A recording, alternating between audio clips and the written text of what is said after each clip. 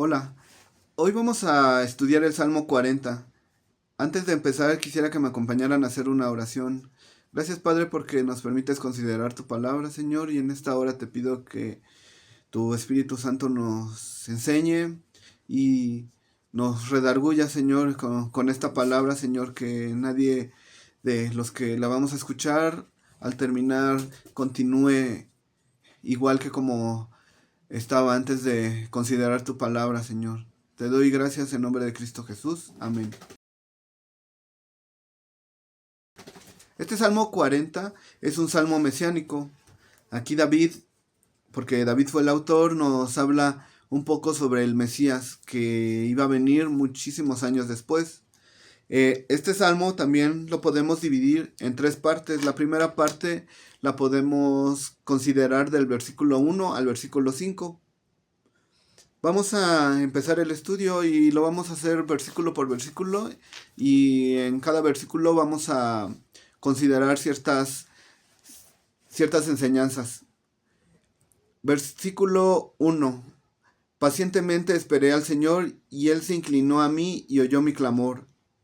Aquí David está hablando y podemos ver que David reconoce que Dios le responde después de cierto tiempo de espera. ¿Y cuánto esperó David? David esperó más de 15 años entre que fue ungido por el profeta Samuel hasta que fue hecho rey sobre Israel.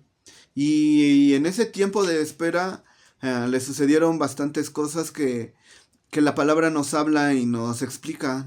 Por ejemplo, en ese tiempo, pues él peleó contra Goliat y pues ahí podemos ver la, la mano poderosa de Dios que le ayudó. Y cómo podemos estar seguros de esto, pues aunque en la Biblia no especifica su edad, se puede inferir que era un joven probablemente entre 10 y 15 años eh, cuando escuchó a Goliat hablar en contra del pueblo de Israel. Y, y lo que sí nos habla la Biblia en eh, Segunda de Samuel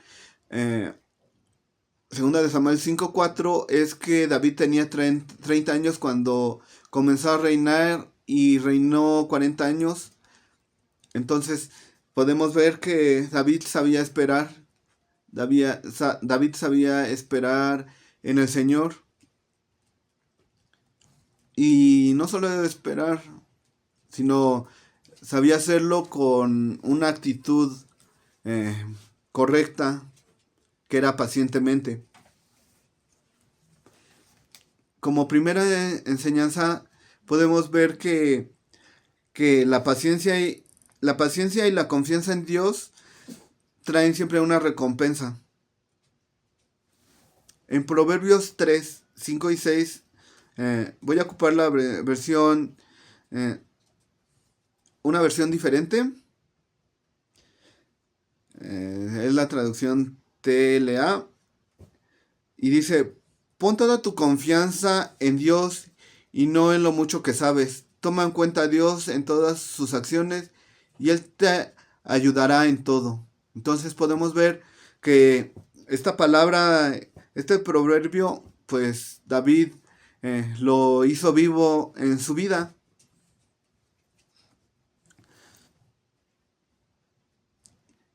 Y algo más práctico, ¿no? De esperar, bueno, lo podemos ver en cuando oramos a Dios y que muchas veces Dios no nos responde de inmediato, sino hay un periodo en el que tenemos que esperar. Y pues en ese periodo debemos de esperar pues pacientemente como eh, nos enseña David en este versículo 1. El versículo 2 dice, y me hizo sacar del pozo de la desesperación, del lodo cenagoso, y puso mis pies sobre peña y enderezó mis pasos. Aquí David nos está hablando y creo que nos habla en una forma que él pasó por esto de estar en el pozo de la desesperación. ¿Por qué? Porque Si estudiamos la vida de David, podemos ver que Dios lo rescató de situaciones difíciles. Y un ejemplo que viene a colación con esto es cuando David estaba en en la cueva de Adulam. Eh, Ahí pues David se refugió con un grupo de personas que no eran los más nobles del pueblo de Israel, sino eran personas despreciadas, era lo peorcito que podía haber. ¿Por qué? Porque vivían en una cueva. Recordemos que quienes vivían en las cuevas, pues los leprosos, las personas enfermas en esa época, este, esa, esa era la situación de las personas que vivían en cuevas. Y aquí está David, con un grupo de endeudados, de insatisfechos. Y eso si luego lo quieren revisar, está en Segunda de Samuel, no, en Primera de Samuel 22, 1 y 2. Y pues, ¿por qué estaba ahí David? Porque huía de la persecución que tenía, perdón, el rey Saúl sobre él. Y podemos ver ahí, en esa cueva con todas esas personas, pues que Dios protegió a David. Y como una enseñanza podemos ver que Dios tiene poder para sacarnos de cualquier crisis. David atravesó diversas crisis y podemos ver a lo largo de su vida que sí tuvo crisis y salió adelante de esas crisis. En Isaías 41:10 dice: por tanto, no tengan miedo, pues yo soy su Dios y estoy con ustedes. Mi mano victoriosa les dará fuerzas y ayudará. Mi mano victoriosa siempre les dará su apoyo. Luego pueden ver en Jeremías 38:6, y ahí es un ejemplo literal de estar en un pozo. Y entonces con esto podemos ver que debemos de confiar en Dios en los momentos más difíciles de nuestras vidas, y que siempre Dios trae respuestas a cuando estamos en nuestros peores momentos. Y tal vez las respuestas no son las que nosotros queremos, pero siempre trae ayuda a nuestras vidas. En el versículo 3 dice: puso luego en mi boca cántico nuevo, alabanza a nuestro Dios. Verán esto muchos, y temerán y confiarán en Jehová. El rescate produce adoración. En Apocalipsis 5:9 podemos ver esto. Los redimidos adoran al Cordero, ¿no? Entonces, al ser rescatados, la respuesta que, que podemos tener o que Dios espera de nosotros es adoración.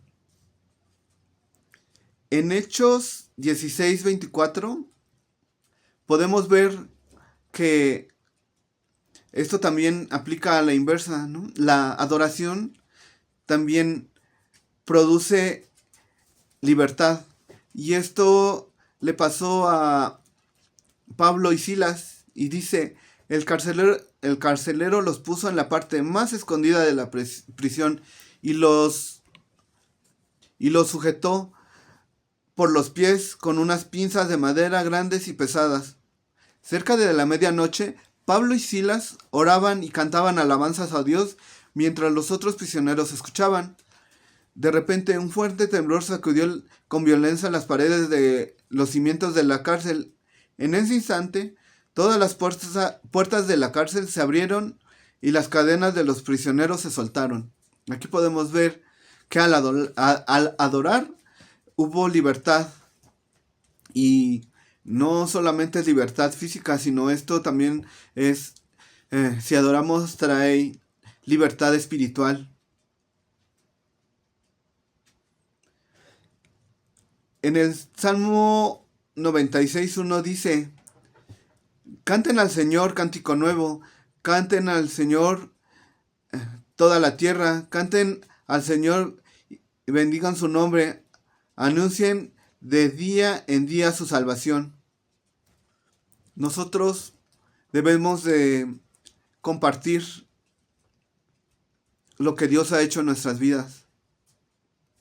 Y puede que algunos digan, pues creo que Dios no ha hecho nada en mi vida. Y pues en esta hora, pues después de este estudio, ¿por qué no?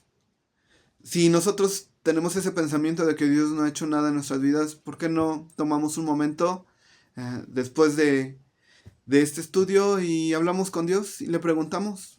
Y así como estamos hablando ahorita, Dios, yo pues siento que no hay así nada extraordinario como le pasó a Pablo y Silas, pero quiero preguntártelo a ti, recuérdamelo, y yo sé que va a traer a nuestra memoria situaciones, y pueden ser situaciones pequeñas, pero situaciones que cambiaron nuestra vida. Vamos a continuar. El versículo 4 dice: Bienaventurado el hombre que puso en el Señor su confianza, y no mira a los soberbios, ni a los que se desvían tras la mentira. Aquí vemos el contraste entre confiar en Dios con confiar en las personas o en los ídolos, o ahora modernamente confiar en el dinero. Y la enseñanza primordial de aquí es que es mejor refugiarse en el Señor que confiar en el hombre. El Salmo 118:8 nos dice, bueno, podemos ver que a lo largo de la vida de David, como siempre ponía en primer lugar la confianza en Dios antes que en los hombres. Y aun que pues David pasó diversas circunstancias, como cuando iba a pelear contra Goliat, que el rey Saúl pues le insistió y le puso una armadura, y pues ahí podemos ver que pues no, que querían que David confiara en el hombre, que confiara en otra cosa que no era Dios. Y vemos que David le hicieron que se pusiera la armadura, y pues no aguantó el tener la armadura y se la quitó. Y para nuestra lógica y la lógica de esos tiempos, pues era una locura, ¿no? Era una locura que David iba a pelear contra un guerrero que tenía bastante experiencia. David solo tenía experiencia de pastor, y si recordamos, sí, había matado algunos animales salvajes para defender a las ovejas, pero pues no, él no era un guerrero, y más que eso, era un joven, un niño que se estaba convirtiendo en joven.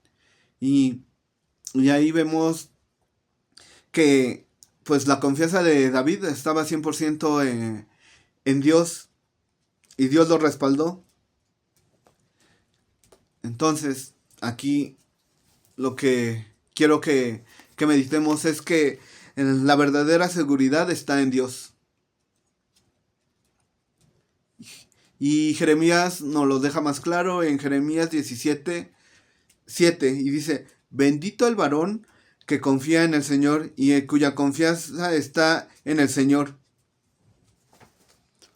Y pues nos queda como tarea en este versículo pues examinarnos. Y muchas veces en la actualidad pues ponemos nuestra confianza, como les dije, en el dinero, pero también en las personas, en las conexiones que podemos llegar a tener cuando tenemos problemas. Y pues Dios nos está diciendo: hey, primero considérame a mí, ten confianza en mí, y después yo te mostraré el camino que puedes tener para resolver esos problemas. En el versículo 5 dice: Has aumentado, Señor Dios, Dios mío, tus maravillas y tus pensamientos para con nosotros. No es posible contarlos antes, no es posible contarlos ante ti. Si yo anunciare y hablare de ellos, no pueden ser enumerados. Aquí pues David reconoce las obras innumerables de Dios. David tenía esa cualidad de poder bien, y al poder ver bien podía reconocer en la naturaleza la mano de Dios, y que todo lo que había y que él podía ver era obra de Dios.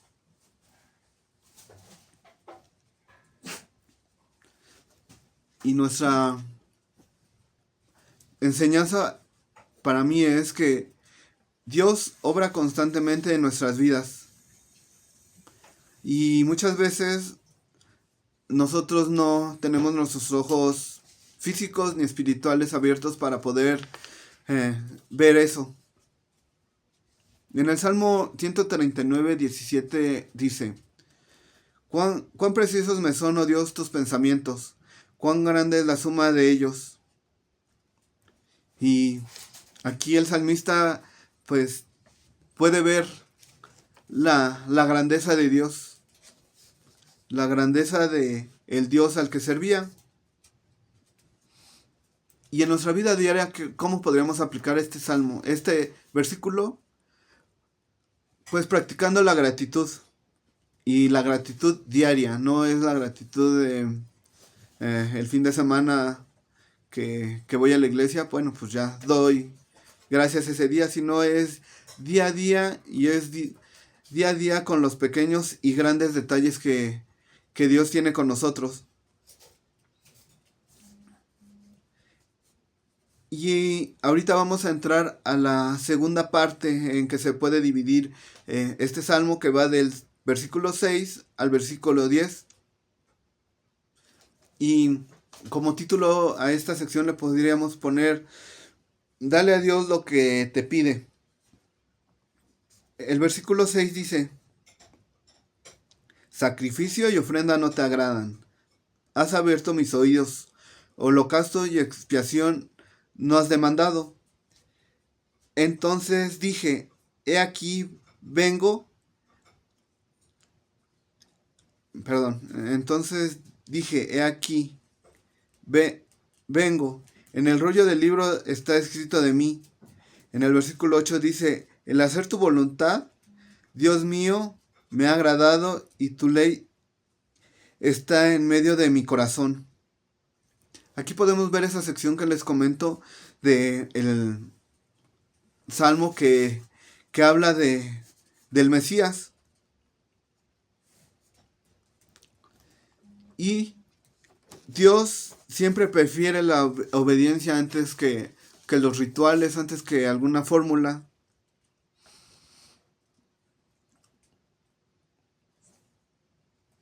La obediencia siempre vale más que lo externo que podamos hacer nosotros. Y aquí vemos sobre el nuevo pacto, cómo se cumple no por obligación, sino con un corazón que decide obedecer por amor. En 1 Samuel 15:22 nos habla el profeta Samuel y dice: ¿se complace el Señor tanto en holocaustos y víctimas como en que se obedezca a la palabra del Señor? Ciertamente el obedecer es mejor que los sacrificios, y el prestar atención que la grosura de los carneros. Aquí podemos ver la respuesta de qué es lo que le importa a Dios. Pues la obediencia a Él. Y para que nos quede todavía un poquito más claro, podemos ver en Hebreos 10:5 al 7 que dice: entonces dije: he aquí que vengo, oh Dios, para hacer tu voluntad, como en el rollo del libro está escrito de mí. Aquí el autor de Hebreos nos regresa a esta escritura que fue, valga la redundancia, escrita muchísimos años antes, y podemos ver que el autor de Hebreos se le hace muy importante que recordemos que en un salmo hace mucho tiempo ya Jesús había hablado y había puesto esto que él iba a cumplir.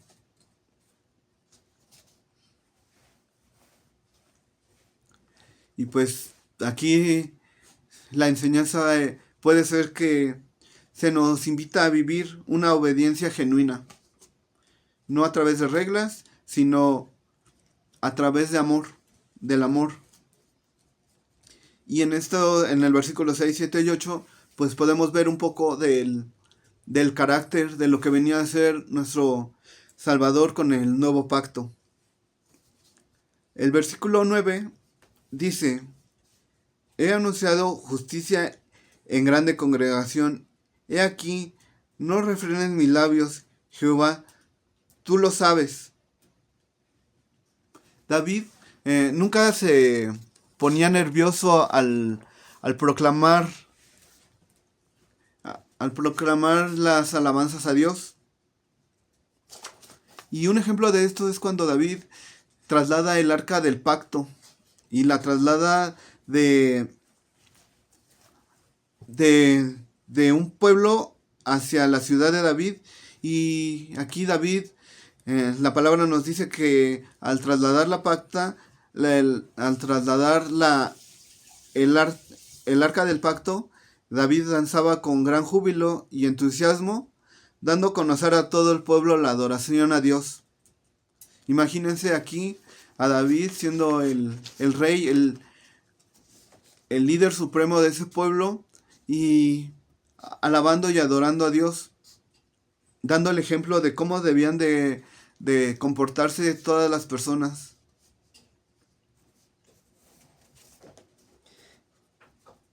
Y en Primera de Crónicas 15:29 dice: cuando el arca del pacto del Señor entraba a la ciudad de David, Milcal, hija de Saúl, se asomó por la ventana. Cuando vio que el rey David saltaba y reía de gran alegría, se llenó de desprecio hacia él. Y podemos ver que al adorar a Dios, también algunas personas se pueden incomodar. Pero pues eso no nos debe de importar. Como enseñanza, pues lo podemos trasladar a que no debemos de ocultar nuestra fe. Debemos de hablar de Dios con otros sin temor. En Mateo 10:32 nos habla un poquito de esto. Todo aquel que me reconozca en público aquí en la tierra, también yo lo reconoceré delante de mi Padre en los cielos. Aquí nos habla el Señor Jesús y nos da esta enseñanza. El versículo 10 dice: no cubriré tu justicia dentro de mi corazón. He publicado tu fidelidad y tu salvación. No oculté tu misericordia y tu verdad en gran asamblea. David comparte la verdad de Dios abiertamente. El evangelio es para compartirse. Esa es la finalidad, el compartirlo. En Romanos 1:16 dice: pues no me avergüenzo de las buenas noticias acerca de Cristo, porque es poder de Dios en acción para salvación a todos los que creen, a los judíos primeramente y también a los gentiles. Debemos de ser transparentes con nuestra fe, tener una fe real. La siguiente sección es del versículo 11 al 17, que es el último versículo, y le podríamos poner como título: confía en Dios. Versículo 11: Jehová, no retengas de mí tus misericordias. Tu misericordia y tu verdad me guarden siempre. Debemos de reconocer que dependemos de Dios, y la enseñanza puede ser que necesitamos constantemente la misericordia divina para nuestra vida diaria. En Lamentaciones 3:22 dice: el fiel amor del Señor nunca se acaba, su misericordia jamás termina. Podemos orar diariamente pidiendo dirección y gracia a Dios. Esa es la invitación en esta porción del Salmo 40. El versículo 12 dice: porque me han rodeado males sin número, me han alcanzado mis maldades y no puedo levantar la vista. Se han aumentado más que los cabellos de mi cabeza y mi corazón me falla.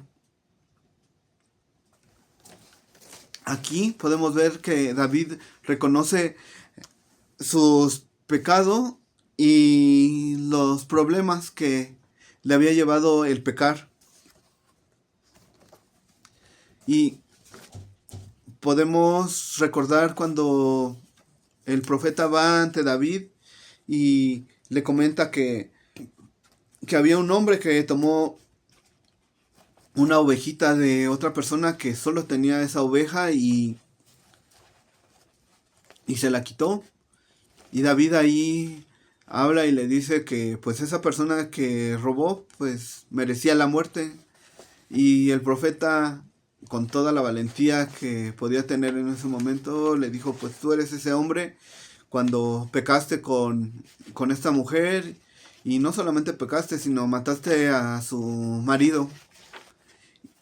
Y David, podemos ver que reconoce su pecado y pues no solamente lo reconoce, sino que se hace responsable de las consecuencias de su pecado.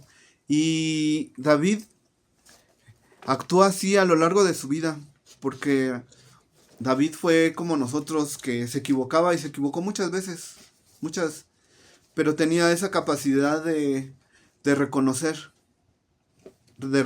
que se equivocaba, y no solamente de eso, sino de pedir perdón. Y pues el reconocer nuestros errores pues es clave para poder tener restauración.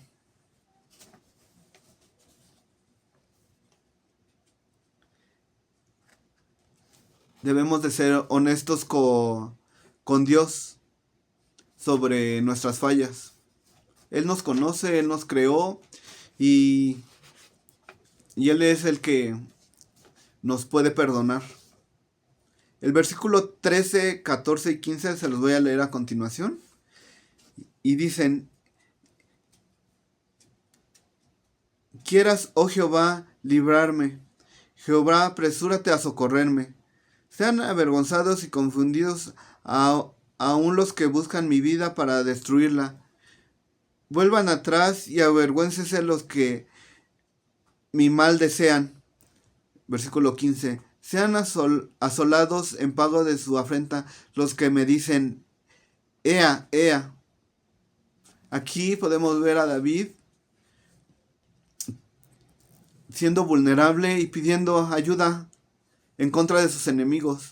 A lo largo de la vida de David podemos ver que tuvo sin fin de enemigos. El primer enemigo que podemos ver fue Goliat. Luego el rey Saúl se convirtió en su enemigo. Algunos reyes de otras ciudades fueron sus enemigos. Y aquí David pues ya era un guerrero respetable, pero vemos que reconoce que pues solamente su Dios lo podía librar. No dependía ni de las ciudades que había fortificado, de el gran ejército que podía llegar a tener. Dependía de Dios, y él lo reconoce y clama por liberación. Recordemos que el clamor no es solamente una súplica, sino es derramar nuestro corazón delante de nuestro Dios. Y aquí la enseñanza que quiero considerar es que podemos acudir a Dios en los momentos más difíciles que tenemos. ¿Para qué? Para que Él nos ayude. Y que pues la venganza solamente depende de Dios. Él se agrada tanto de ayudarnos en esos momentos en los que no le vemos la salida. Y siempre, pues yo puedo hablar por mi vida, he visto que en esos momentos en los que clamo a Él y le he pedido ayuda, Él me ha ayudado de formas increíbles, de formas que yo ni me podía imaginar. El versículo 16 dice: Gócense y alégrense en ti todos los que te buscan, y digan siempre los que aman tu salvación: el Señor sea enaltecido. El enfoque siempre debe de ser el mirar a Dios. Y al mirarlo, pues vamos a tener alegría espiritual. ¿Y qué es esa alegría espiritual? Pues es gozo. Y el gozo no depende de las circunstancias que estemos pasando. Pueden ser circunstancias difíciles, circunstancias que no son agradables para nosotros, pero podemos tener gozo. Y el tener gozo, una de las características es que cuando tenemos gozo, para las demás personas que no conocen a Dios, resulta increíble, resulta algo que no puede ser posible que tengamos gozo.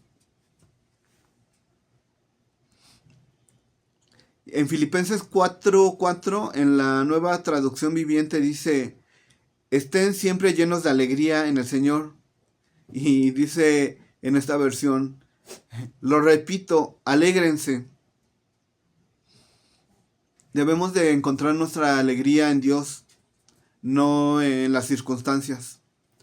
¿Por qué? Porque muchas veces nos pasa que si en nuestras vidas nos va bien, tenemos un buen trabajo, tenemos muchas cosas físicas, pues podemos ser más susceptibles a estar alegres. Pero aquí podemos ver que Dios nos muestra y nos enseña que en todo tiempo, tiempo bueno, tiempo malos, tiempos difíciles, podemos estar alegres con nuestro Señor. Y para finalizar, vamos a leer el versículo 17 que dice: aunque afligido yo y necesitado, el Señor pensará en mí. Mi ayuda y mi liberación eres tú, Dios mío. No te tardes. Aquí podemos ver que David conocía muy bien a nuestro Dios. Y se puede dar el lujo de decir esa palabra al final que dice, no tardes. Y ese no tardes es un no tardes de alguien que conoce muy bien a la otra persona. No es un no tardes de reclamo. Y como enseñanza podemos ver que Dios nunca olvida a los que dependen de Él. En 1 de Pedro 5:7 dice: pongan todas sus preocupaciones y ansiedad en las manos de Dios, porque Él cuida de ustedes. Podemos tomar esta palabra y hacerla viva en nuestra vida, de entregar nuestras preocupaciones a Dios. Como conclusión, podemos ver que el Salmo 40 nos muestra tres grandes verdades. Dios responde a la espera paciente. Segundo, la obediencia es más importante que lo externo. Y por último, debemos de confiar en Dios en toda circunstancia. con esto terminamos el estudio del Salmo 40 y obviamente puede haber más enseñanzas y espero que Dios les hable a cada uno de los que vean este video y puedan tener más enseñanzas y también que lo podamos aplicar, que sea el Salmo aplicable a nuestra vida diaria. Y como vimos, la vida de David es muy parecida a la nuestra, con errores, con muchos aciertos y al final podemos ver que David era una persona que fue muy, muy acepta ante los ojos de nuestro Padre. Para finalizar, pues quisiera orar un momento. Gracias, Padre, porque pudimos estudiar este Salmo 40, Señor, y porque podemos encontrar tantas enseñanzas, tantas similitudes que tenemos con la persona que lo escribió, que fue David, que después fue el rey David. Y Padre, te pido que las podamos aplicar en nuestra vida diaria, con las personas que nos rodean, con nuestra familia, Señor, y que podamos dar fruto al aplicar esta palabra. Te doy gracias en nombre de Cristo Jesús. Amén.